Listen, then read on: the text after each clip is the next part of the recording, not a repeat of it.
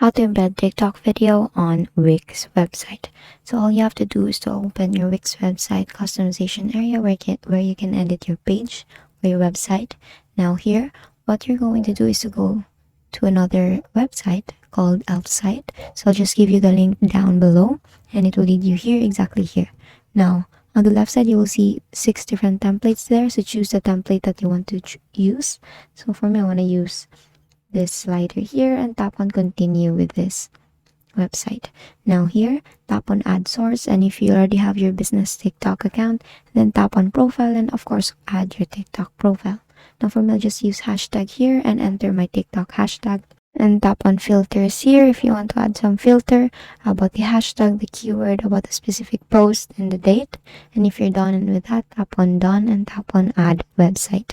You will now tap on publish on the upper right here, and then it will lead you here to your plan area of Elfsite. So here in Elfsite, if you're planning to use it more than one widget, so you can actually go here to basic account or your pro or your premium, depends on you.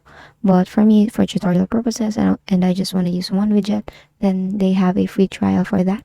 Go here to light and then copy code. Now, after copying your code, what you want to do is to go here directly to your Wix website, and it will look like this. And choose the page where you want to add your TikTok video. Now, the next thing that you want to do is to go here directly to add elements on the left side and go here to embed code.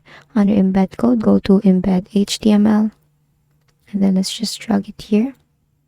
And then you have to set this to code. Make sure to add code here, not the website address, and of course just simply paste the HTML code here and tap on update and just drag it here and resize it and tap on save on the upper right. You tap on next, you'll see different hashtags there, and that is how you embed TikTok video on Wix website. And that is all for today. If this video helped you, please give us some thumbs up and subscribe to the YouTube channel for more tutorials. Thank you for watching.